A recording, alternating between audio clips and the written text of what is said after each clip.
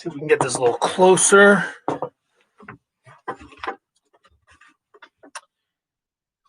That'll do. All right. Time to go to work, boys and girls. We got some water. We got everything I believe we will need here. Get rid of this. Should have opened the page so I could have checked the stream in advance. Houston, Washington, Bama parlay picks. I had Bama right. I didn't have Houston or Washington. Let's take the Saints. Boy, you boys are just fade mode. Alabama covered, son. Alabama covered. All right, so let's get this thing up and running.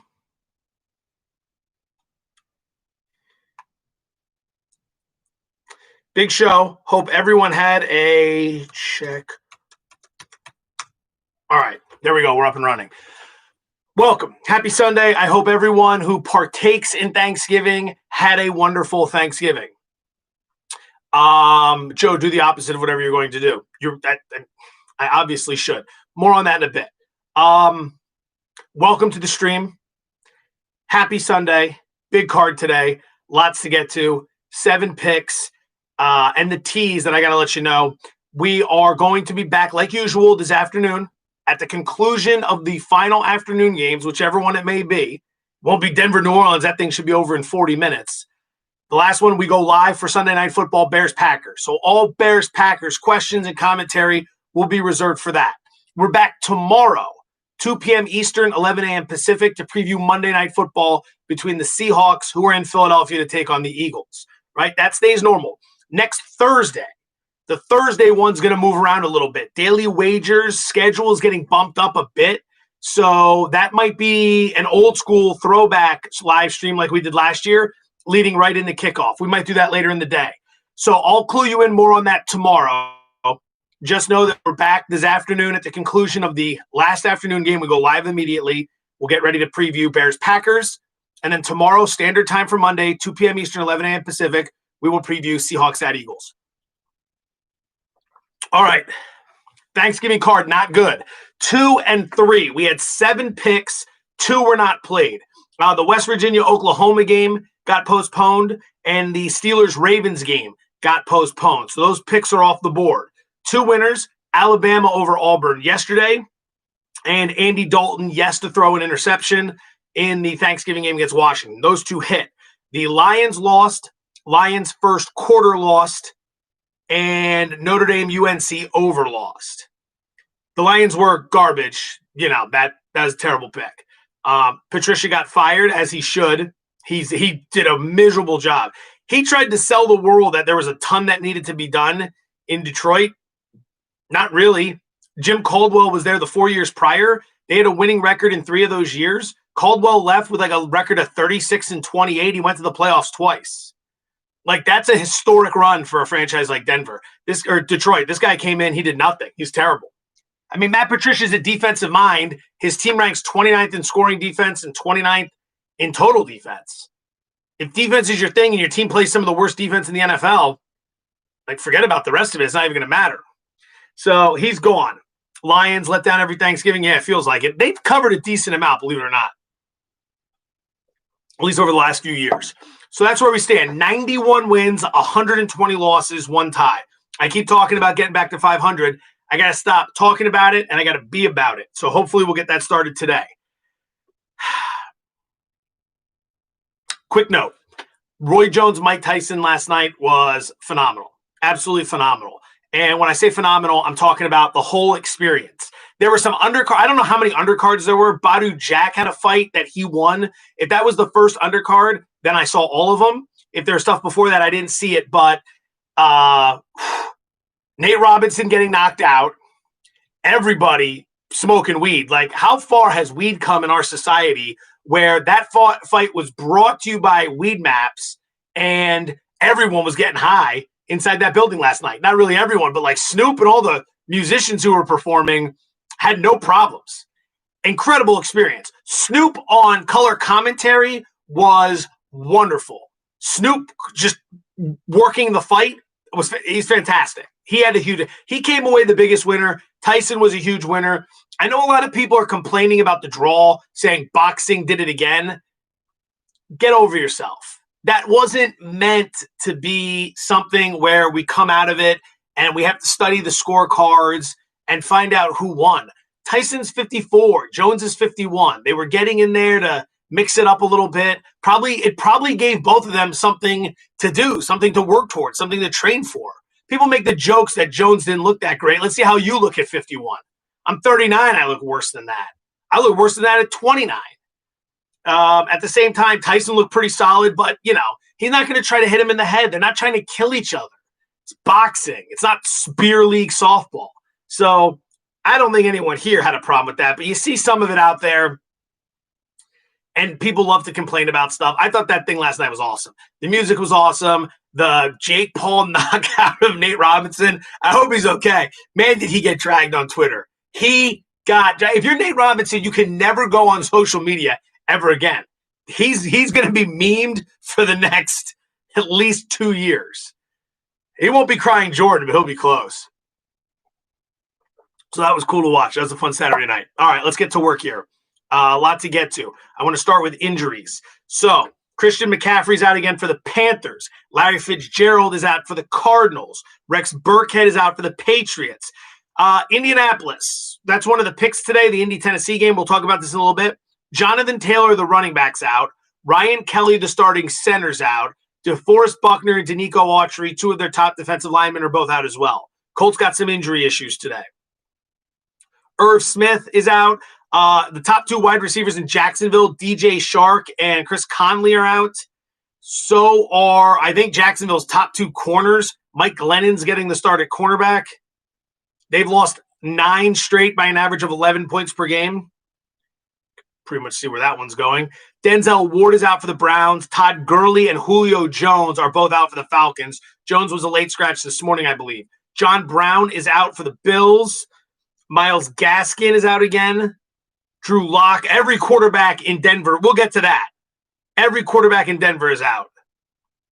Tevin Coleman, Brandon Ayuk, both for the Niners. Players returning this week. This is all courtesy of Adam Schefter, ESPN. Austin Eckler's back for the Chargers. Raheem Mostert, Jeff Wilson, Trent Williams, Richard Sherman, all back for the Niners. Teddy Bridgewater's back under center for Carolina. Sam Darnold, Mitchell Trubisky, and Chris Carson, all back as well. Hayden Hurst expected to play. And then if anyone hasn't seen this, and we'll talk more about this tomorrow, Jalen Hurts, the second-round pick, the rookie out of Oklahoma, has gotten some first-team reps at quarterback for the Eagles this week. I don't think anyone's naming him the starter and saying Wentz is being benched. That could happen, but it looks like from all these reports, Hurts is going to be having a much bigger role. I don't want to say much bigger. He's going to have a bigger role than he normally has. The extent of that increase remains unknown. We'll talk about that tomorrow, 2 p.m. Eastern, 11 a.m. Pacific. Hey, Joe, I'm thinking about taking over on Deebo Samuel's receptions. Do those fly sweep plays count as receptions? Fly sweep, if he cuts in front of the quarterback and the quarterback shuffles it forward, that's a reception. It's a pass and it's a completion. But if he's coming around and he's tossing it behind, not a completion. So if the guy jets right in front of him and he just catches the shotgun and flips it forward, that's a pass. All right. Line moves. Let's go through the key line moves. First number I give you is the look-ahead number, which came out last week, before this week's games were even ready to go. And then it's where it is now. Bring this up. We can gain some knowledge on some of this stuff. All right, and we'll talk about what the market's doing at the moment. The Raiders at Atlanta. On the look-ahead line, the Raiders were a pick-em. That is now up to 3, which is where it was early in the week. A lot of Raider money came in early on that one. It looks like it's going to go to 3.5 before it goes to 2.5. Originally, Doug Kazarian, friend of mine from Daily Wager, he liked Atlanta. I was with him. Atlanta was going to be one of the picks today. And then the Julio Jones injury came up, and I'm off that. I'm just not bothering with it. It's not so much that I really like Atlanta. I didn't like the spot for the Raiders. Huge primetime home game against Kansas City. Chance, they played really well in that game. Chance to knock them off for the second time in the same season. hand them their only 2 losses of the year. That means a lot, that rivalry. And they came up just short. Now they're traveling across the country for the early start time. It's a flat spot situation, but with no Julio Jones, I'm off that. Arizona was a pick'em at New England. That got up to 2 earlier in the week. It's now down to 1. It's been Patriot money coming in this morning. Cincinnati was a 3-point favorite over the Giants on the look-ahead line. That's now Giants -6. That's the 9-point move. That's because of the Joe Burrow injury. Remember, the look-ahead line comes out the week before. So this was before Burrow got hurt. Now it's going to be Brandon Allen at quarterback. 3 career appearances, 48% completion percentage. Cleveland was a 6-point favorite at Jacksonville on the look-ahead. That's now up to 7. So it's been Cleveland money coming in. Looks like it's going to go to 7.5 before it comes down to 6.5. Minnesota was laying 3.5 at home to Carolina. That is down to Minnesota -3, a little Carolina money. The Colts were a 4.5-point favorite over Tennessee. That is down to 3. That has dropped all the way to 3. Lots of Tennessee tickets, lots of Tennessee money. As I said earlier, that's one of the picks we're making today. I will explain everything about that game in a little bit. Buffalo was laying 6 against the Chargers. That's down to 4.5. It's actually down to 4 at some places now. Wow. Something is wrong there. So Buffalo had a couple injuries. No John Brown. They also lost Cody Ford, their offensive tackle, this week. He was injured in practice. I think he's done for the year. I know he's out for this game. I mean, Buffalo's had 2 weeks to get ready for this game. And on the other side, it's the Chargers. Okay, more on that game in a little bit. Miami was laying 7 against the Jets. That game is still 7, although some 7.5s are starting to pop up. No Tua. It's supposed to be Ryan Fitzpatrick at quarterback today. The Saints were a 5.5-point favorite at Denver. They're now a 16.5-point favorite at Denver. If you didn't hear the story, and we'll do more of this in a little bit, every single quarterback on the Broncos roster is out for this game. Apparently, Jeff Driscoll tested positive for COVID, and through contact tracing, every other quarterback on the roster, Blake Bortles, all these dudes, were in the same room as him, not wearing masks. So the days, and then the Bortles and those guys who have been testing negative would be able to play. The NFL said no. The Broncos tried to petition the NFL to get approval for one of their assistant coaches to play quarterback. They got a couple guys who apparently have played quarterback before as quality control coaches, and they tried to see if those guys could play. League said no. Imagine that. Everyone would be hiring quality control players. So they said no to that. So it's going to be Hinton. I got to get this kid's name right. He's from Wake Forest. Is it Kendall? Kendall Hinton. Yeah, he's going to be starting at quarterback today. So we'll talk about that one in a little bit.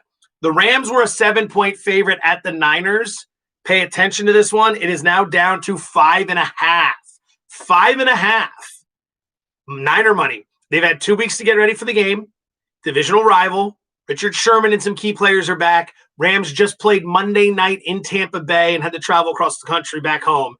It was their 5th trip to the Eastern time zone in 10 weeks. Now they're coming home short week, turning around, getting ready for the Niners.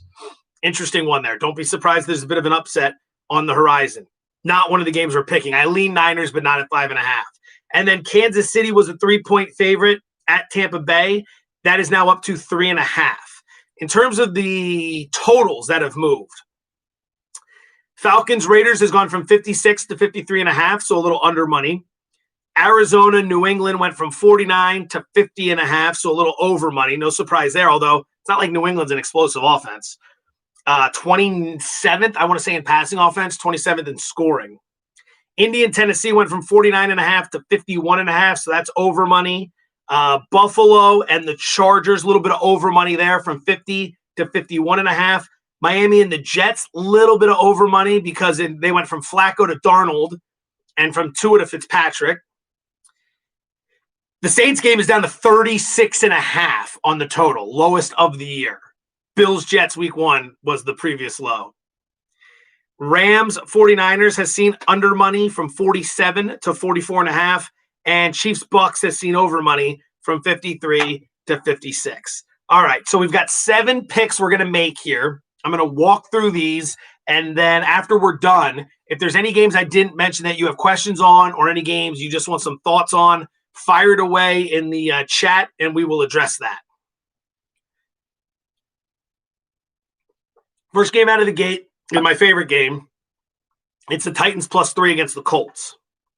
Titans +3 against the Colts. So here's the situation. Number one, let me make sure I have the notes here.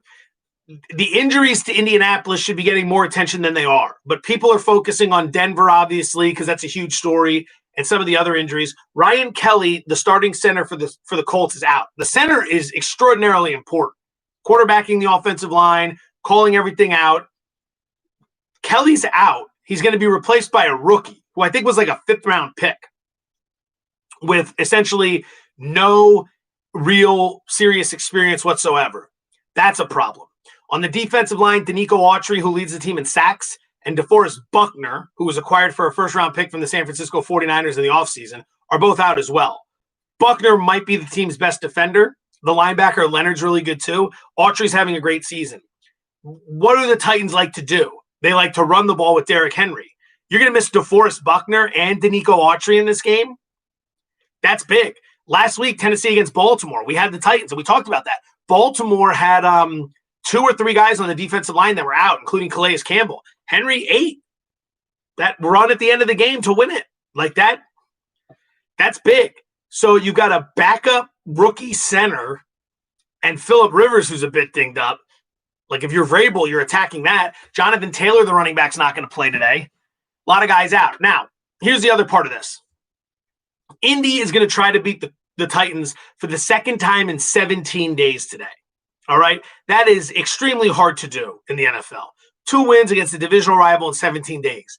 Since the year 2000, when teams rematch 2 weeks after the first meeting. So we're not talking about Eagles-Dallas week 2 and then they play in week 16. We're talking about playing and then playing again 2 weeks later. Since 2000, in that scenario, the team that wins the first game, which would be the Colts, goes 7-17-1 against the spread in the second game. History favors the team that makes the adjustments that lost in the first game. So you take all that into account. Titans 3-1 on the road this season. Colts off the huge win against the Packers that everyone was watching. Tennessee +3 is the first play out of the gate. Play number 2. I will admit I don't feel as good about this anymore because the tickets are on the side I'm on, but the money's pushing it the other way. I am going to lay the 4 with the Buffalo Bills. There are a lot of trends as to why, and you can only put so much stock in the trends, but these were enough to get me excited. Plus, we're talking about the Chargers here. All right. Buffalo's off the bye week, so they've had 2 weeks to get ready for this game. Sean McDermott, the head coach of the Bills, since taking over as the head coach, is 3-0 straight coming off the bye. He learned from one of the best. He spent like a decade under Andy Reid in Philadelphia. Reid's a beast coming off the bye. McDermott's solid as well. 1-1-1 against the spread. 3-0 straight up. 7-17. That's ATS. That's ATS. The team in the rematch, 7-17-1 against the spread, which means that's the Colts because they won the first one. 2 weeks later, they're meeting again. That's one of the big reasons I like the Titans here. So back to this Bills game. McDermott and the Bills off the bye. They've had success off the bye. They're playing the Chargers, who there's a couple key stats here I want to focus on. So number 1, the last 10 times the Chargers have faced an opponent who's coming off the bye, the Chargers are 1-9 straight up, 0-10 against the spread. I'm going to say that one again. The last 10 times the Chargers have played a team that's coming off the bye, like the Bills are today, the Chargers are 1-9 straight up, 0-10 against the spread. I think it speaks to how basic the Chargers are when they do things, not really detail-oriented, not all that complex to figure out. In addition, rookie quarterbacks on California teams. Rookie quarterbacks on California teams are 1-14 straight up when playing in the Eastern time zone. That goes all the way back to the merger. Rookie quarterbacks like Justin Herbert on California teams like the Chargers are 1-14 straight up when playing in the Eastern time zone. Last time we saw it, Herbert 2 weeks ago was in Miami, lost the game, failed to cover. Here he is again in Buffalo. So that's where we're at. I will say, though, the line is moving against me on this one. It seems like the ticket count's on Buffalo and the money is on the Chargers. I don't worry about that. I'm not saying I love the bet. It does concern me, but we're talking about the Chargers here. Like the Arizona game, I wanted to lay the point with Arizona. Now there's New England money coming in. It's like Kingsbury versus Belichick. I'll back off. That's worrisome. This is still I'm still betting against the Chargers in this game. The Chargers, who are very good at finding ways to lose football games. They almost did it against the Jets last week. So that's pick number 2, Buffalo -4. Pick number 3, 2 picks from the same game. I'm going to go Tampa Bay +3.5 over the Chiefs, and I'm taking the over in that game as well, which is 56 points. So let's start with the Buccaneers. Monday night game against the Rams. They get beat up pretty good. They lose that game. That's their 4th loss of the season. The previous 3 times they lost, they came back the next week to go 3-0 straight up, 3-0 against the spread, while winning by an average of 21.6 points per game. They annihilate the competition the next time out. Not saying they annihilate Kansas City today, but it speaks to what happens in that locker room and on that practice field and in those film rooms when they're coming off a loss. 3 previous times they've lost, they've come back to go 3-0 straight up, 3-0 against the spread, winning by 21.6 points per game. I'm going to jump right back into it, but I want to answer this question. Can you please explain what you mean by tickets going to Buffalo but money going to the Chargers? So we walk into a sports book. Let's say we're at Caesar's Palace. And let's say 100 people make bets on the Chargers-Bills game. Okay? 100 people make bets. That means 100 tickets are being written out. You walk up, you play the Chargers for $10. I walk up, I pay the Bills for $15. My brother walks in and plays the Bills for $6. These are just stupid numbers, but that's 3 tickets right there. Okay? So out of those 100, 70 of those tickets might be on the Bills right now, 7 out of every 10. But those 70 tickets could all be for $20. And the 30 tickets that are on the Chargers could be for $1,000 each, meaning the majority of the tickets, 70%, are on the Bills. The majority of the bets are on the Bills, but the majority of the money is on the Chargers, and that's why the line's moving. This is what they call reverse line movement, right? You're seeing the line move one direction despite the ticket count being high for the other team. Generally, if it's 100 bets and 75 of them are on the same team and every bet is equal, $100 each, well, the 75 tickets are going to move the line that way. All right, so that made sense. Good. Thank you for asking. Good question. So Tampa Bay coming off a loss has been a money factory this year. 3-0 straight up, 3-0 against the spread, winning by an average of 21.6 points per game. In addition, when you look at the teams that have beaten the Bucks, the Saints beat them twice, the Rams beat them, and the Bears beat them. Those are good defenses who can generate pressure with the front four on a consistent basis. That's what hurts Brady. They get him off the spot. They make him uncomfortable, and they do it consistently. Chiefs aren't one of those teams. Chiefs aren't a terrible defense, but they're not a great defense. They're not a consistent pressure defense. And that, to me, is good news for Brady when he wants to move the ball against his team. That's what I see happening. Tampa can try to run it, sure, but ultimately you're going to get yourself into a bit of a shootout here. And that's one of the reasons I like the over. I don't think Brady and Brown and Godwin and Evans and all those cats coming off that loss, they're going to feast a little bit today. They're going to be able to score. I also think Kansas City is going to be able to get theirs. For one reason, it's Kansas City. They always get theirs. Second reason, as good as this Bucs defense is, they just played Monday night. I wouldn't be surprised if they were a little tired. Bruce Arians, the head coach, has even talked about it, how this team hasn't even had their bye week, and they're starting to run out of gas. I think that could help get the Chiefs get their points on the board. So the Chiefs get their points. Brady's able to move the ball and get his points. I like it to be high scoring. I'm going over 56, and I'm also taking Tampa Bay plus 3.5 in this matchup. It's an ugly one, but it's one we're going to make. So that's those two. All right. Pick number 5.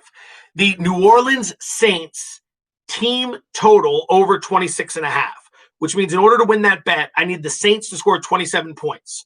Broncos don't mean anything in this equation. Team total is 26.5 for the Saints.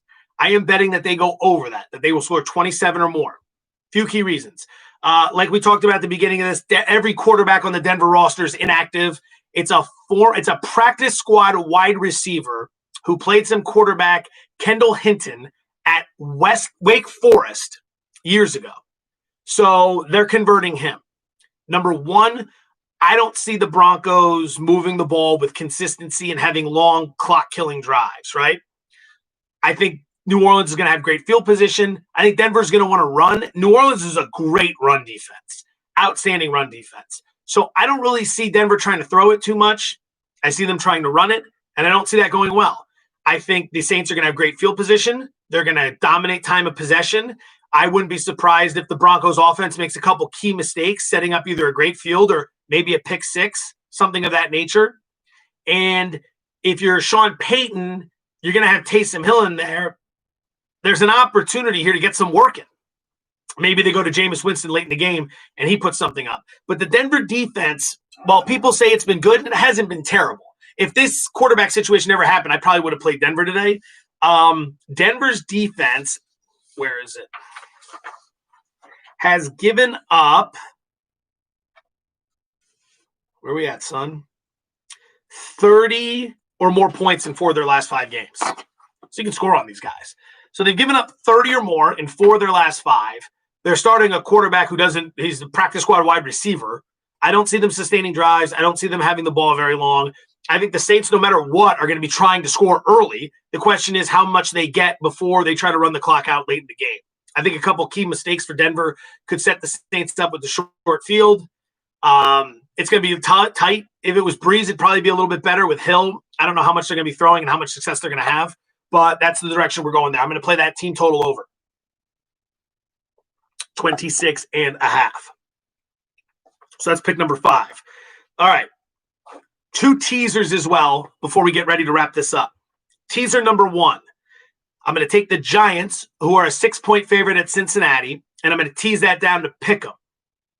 And then because I got to partner it up with somebody because it's a teaser, we're going to take the Cleveland Browns, who are a 7-point favorite at Jacksonville, and tease it down to 1. So the teaser is the Giants pick them, so I just need to win the game, and the Browns -1. We got to win that game by 2. Giants are off the bye week, so they've had 2 weeks to get ready for this game. They've won 3 of their last 5. Believe it or not, Giants have won 3 of 5. And during those 5 games, they're only giving up about 20 points per game. Defense has been coming around. They're going to take on a Cincinnati team today that has one of the worst offensive lines in football. The offensive line almost got Joe Burrow killed last week. It certainly wrecked his knee and ruined his season and possibly next season. That's on Cincinnati. Learn from Indianapolis' mistake with Andrew Luck. You don't draft a great franchise quarterback and then fail to protect him. You can get him the wide receivers and the defense and the running game later, but you got to protect his ass in year 1. And Cincinnati failed to do that. So now they're not even going with Ryan Finley, I think his name was. Their Allen played for Denver the last couple of years, or maybe just last year. He made 3 appearances, during which time I got notes for days today. People should be impressed. I should auction these off for a penny a piece. During which time he completed 46% of his passes. He's not very good. So you got a bad quarterback playing behind an awful offensive line against a team that's playing well and is coming off the bye and rested. I'm not worried about the Giants at all. The Browns, I got to win in Jacksonville. Browns are banged up a little bit. No Denzel Ward today. But at the same time, Jacksonville's going to go with Mike Glennon. Both starting wide receivers are out, and I believe both starting cornerbacks are out. Jacksonville's lost 9 straight by an average of 11 points per game. So you can see why I'm going there. So pick number 6, teaser, Giants pick 'em with the Browns -1. And then the 7th pick, and this is how I have a little fun on the show. I'm going to open up a teaser with the Giants. So again, I need them to cover the pick, but I'm leaving the other spot open, and I'm going to close it tonight for Sunday Night Football. Ooh, now you got to come back to find out who it is so you can bet the other way because my picks have been so damn lousy, you should be fading all this stuff. So that's where we're at. If there are any questions, fire away. But to recap the picks, Titans +3 over the Colts. Let me make sure these lines are still good. Titans +3 over the Colts. I put a little on the money line there too. I think they win that game outright. Bills +4 over the Chargers. Buccaneers plus 3.5 over the Chiefs. Buccaneers Chiefs over 56 points. Saints over 26.5 for the team total. So I need the Saints to score 27 points. A 6-point teaser. Giants pick'em with Browns -1. And Giants pick'em teaser open for the second spot. We'll close that tonight. LOL, no Niners love today, huh, Joe? It's down to 5.5.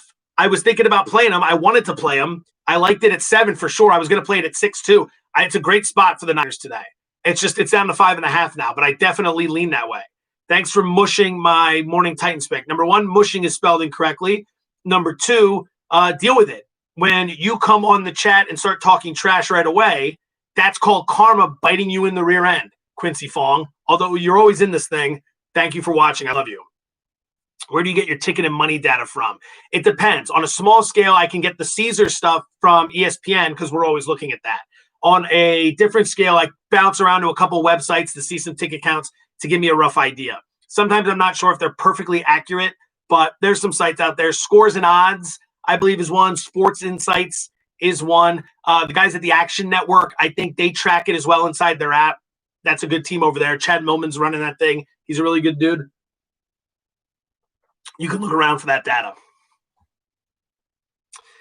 Cleveland versus Jacksonville under 48.5. Your opinion? Let's see where the line's moved. So it's come down a little bit. Cleveland wants to run. I don't know. I don't really trust Jacksonville's offense with Glennon, and he's down his top 2 wide receivers, but they're also down 2 corners. So Cleveland could put up some big numbers today. I'd probably lean to the under in that situation because I don't expect much from Jacksonville. But again, Denzel Ward's out, and I think Myles Garrett might be out too. That's tough for that defense. So it's kind of messy. Where are you drinking today? Home. I'll be drinking at home today, the comfort of my own home. Number 1, we have all types of lockdown rules. Well, not lockdown, but things have really changed in Vegas. But my youngest son turns 2 today, so I'll be drinking mimosas to toast him.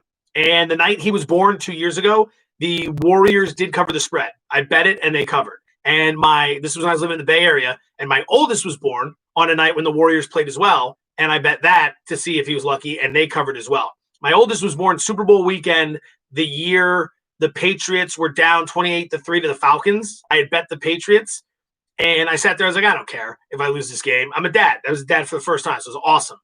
And then the Patriots stormed back and won that game and covered the spread.